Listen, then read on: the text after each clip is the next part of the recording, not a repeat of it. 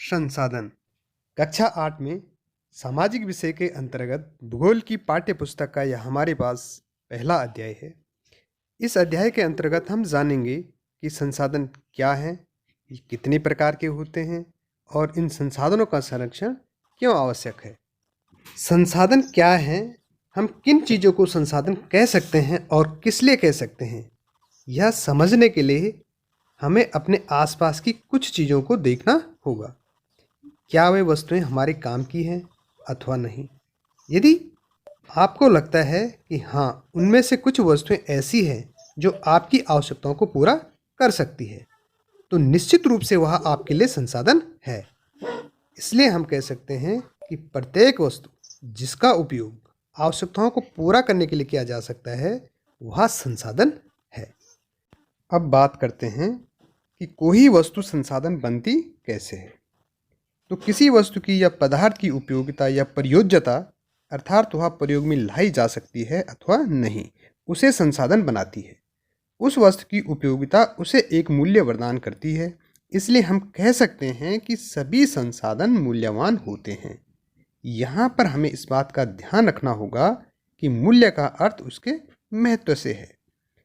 कुछ संसाधनों का आर्थिक मूल्य होता है, जबकि कुछ का आर्थिक मूल्य नहीं भी हो सकता है।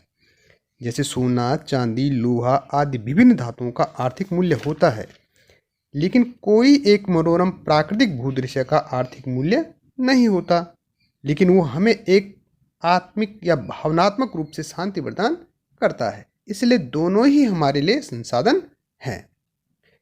ऐसा भी संभव है कि पहले किसी वस्तु का आर्थिक मूल्य न रहा हो, लेकिन समय के साथ साथ वो आर्थिक रूप से मूल्यवान बन जाए। समय और टेक्नोलॉजी दो ऐसे कारक हैं जो पदार्थों को संसाधन में परिवर्तित कर सकते हैं।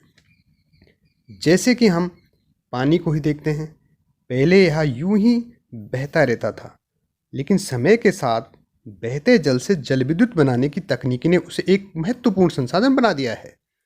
इस तरह से हम अपने आसपास बहुत सी ऐसी चीज़ों को देख सकते हैं जिनका उपयोग हम कभी यूं ही कर लिया करते थे, लेकिन धीरे धीरे अब उन वस्तुओं या पदार्थों के साथ आर्थिक मूल्य जुड़ चुका है।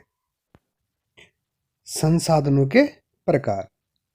सामान्यतः संसाधन 3 प्रकार के होते हैं: प्राकृतिक संसाधन, मानव निर्मित संसाधन और मानव संसाधन। प्राकृतिक संसाधनों से आशय उन संसाधनों से है जो हमें प्रकृति से प्राप्त होते हैं, जैसे वायु, जल, मृदा और विभिन्न प्रकार के खनिज पदार्थ। इन प्राकृतिक संसाधनों में से कुछ ऐसे होते हैं जो शीघ्रता से नवीकृत अथवा पुनः पूरित हो जाते हैं। ऐसे संसाधनों को नवीकरणीय संसाधन कहते हैं।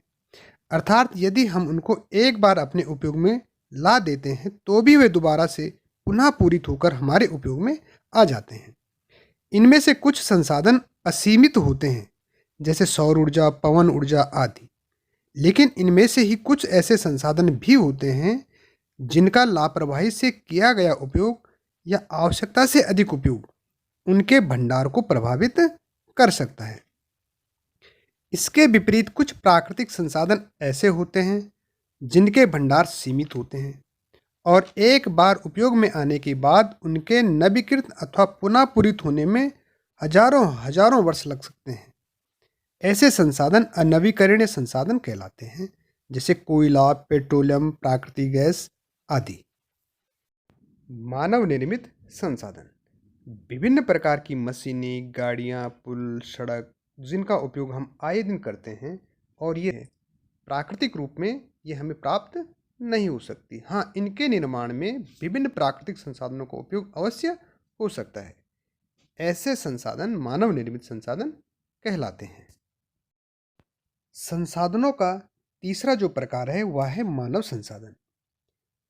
हम देखते हैं कि एक व्यक्ति अच्छी शिक्षा व प्रशिक्षण प्राप्त कर एक अच्छा शिक्षक, डॉक्टर, इंजीनियर बन समाज के लिए और अधिक उपयोगी बन जाता है। लोग और अधिक संसाधन बनाने के लिए प्रकृति का सबसे अच्छा उपयोग तभी कर सकते हैं जब उनके पास ऐसा करने का ज्ञान, कौशल या टेक्नोलॉजी हो। इसलिए जब हम जनसंख्या को शिक्षा, प्रशिक्षण एवं चिकित्सा सेवाओं में निवेश कर उन्हें और अधिक कार्यकुशल बनाते हैं, तो जनसंख्या मानव संसाधन के रूप में बदल जाती है और इसे ही हम मानव संसाधन कहते हैं। लेकिन यदि हम संसाधनों का अविवेकपूर्ण, लापरवाही से और आवश्यकता से अधिक उपयोग करते हैं, तो संभव है भविष्य के लिए संसाधन बचे ही नहीं। इसलिए यह आवश्यक है कि हम संसाधनों का सही एवं विवेकपूर्ण उपयोग करें, जिससे हमारी आज की आवश्यकताएं भी पूर्ण हो सके और आने वाली जो संतति है वह भी उनका उपयोग कर सकें। इसे ही हम सतत पोषणीय विकास भी कहते हैं।